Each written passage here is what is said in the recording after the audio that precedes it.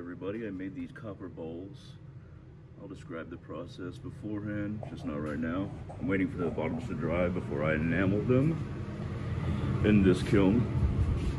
Now my options for enameling are very many. And there's these are the colors, different variations, many different kinds and transparencies. But yeah, so we are about to put those in, or I am rather. So I have chosen Victoria Red and black, dark black. So basically what I'm going to do is spray the surface with spray paint, not spray paint, hairspray, and then lay down the base of black with these little like separator filter thingies, and then I'm going to add some Victoria Red and a symbol right in the middle. Changed my mind, I did the reverse, but now I'm going to add the black in the middle. It's heating up. 1450 is when we're going to take it out with this. Can't do it with one hand though, so I'm going to have to stop the film. Now we're just letting it dry on this. Ooh, I got some flaking going on. Oh no. Yeah, that happens sometime when it's drying if you didn't have enough spray paint in a spot. Oh well. But anyway, it's drying and it's slowly changing color. So, we did have some chippage, but the bottom is copper. So what came off was that stuff that I coated it with. So now the bottom is still shiny, which I might enamel as well. And yeah, we'll just continue the process. So yeah, that stuff comes right off, that stuff that was drying on the bottom of it. Now I have that bottom coated with that orange over here that I also have on that one. And we're about to stick this one in the kiln. Very nice color, by the way. Just so y'all know how it looks in one of these kilns. Hot. Hot, hot, hot, hot. Very hot. Letting this thing dry. It looks like I'm still have trouble with consistency, it seems, but we'll see how it turns out once it dries in a minute. Alright everyone, here's the next one. Wish me luck. If you're listening closely, you can hear the cracking. That's the stuff, that's the solution on the bottom that's coming off. Let me see if I can find it so I can tell you all the exact name. Scalex. Yes, sounds like an alien, but apparently that's what you put on the bottom. This is UNT, by the way, in case y'all didn't know. Art program.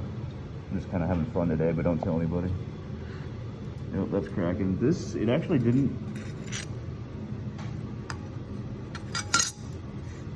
It's rough. Like, it looks like it would come off, but it's not. Yeah, this is my first attempt. Well, in a long time. Like years.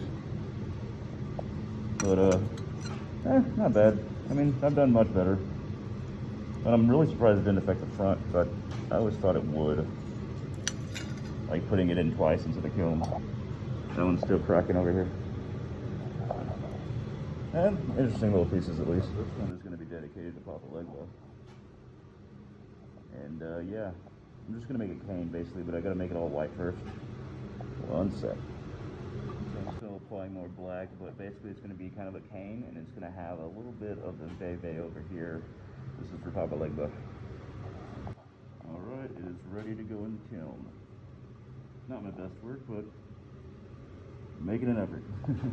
Papa Legba will appreciate it, I imagine. Oh no, what happened here? I'm gonna let it dry, but what happened? Huh. It's so weird. Yeah, it did not come out as clear as I was expecting. Unless, we'll see what happens when it dries. It's still drying, so it's still crackling. So we'll see in a sec. Alright, we're cooling here. I'm not liking it. I'm gonna be honest. It's because I made the metal crinkly. That's why I'm getting all this paint falling off. But then if I didn't like cut the copper and then make it and then, you know, smash it in a crinkly way like I wanted, which that's why I did it. But if I hadn't done that, I think I'd get more of the paint sticking, more of the enameling, the powder glass. I had that stuff. I keep on saying paint, it's not paint.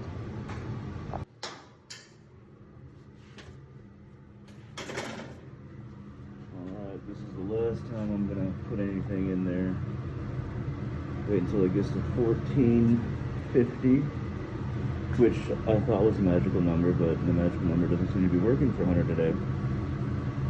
The magic doesn't seem to be happening. I'm going to call this enameling experiment. It's going to call it, I fail at enameling, but that's a little mean to myself.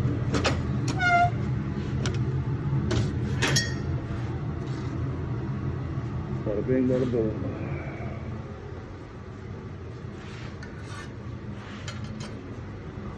Oh, let me kill him open, guys. It's real stupid.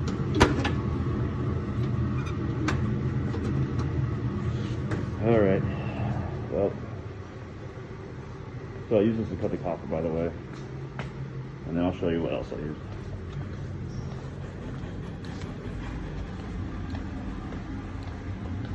I use this torch to soften the copper real good.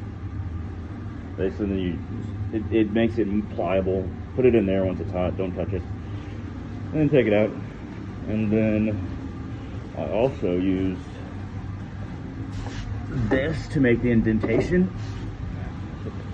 Basically, you put your piece in there and then you use one of these big mashy things. Run around here. But yeah, today could have gone better, but I'm not, this is just me for fun, so. I mean, I'm paying all this money for this art college, might as well use all this stuff, right? I have to clean up my mess. This would be really annoying to somebody if somebody else was in here, like, using this desk, be like, what the hell are you doing? You're using up the whole desk. But yeah. So once these dry, I'm actually gonna go to work. I'll see y'all later. So this is what it started out as, and then it became those ashtrays. So I'm actually gonna give the red and black one, which is my favorite, to Papa Leg, but not the one that oh, that looks like an awful color. But yeah, started out with this and cutting it on this. And this is what we ended up with. Give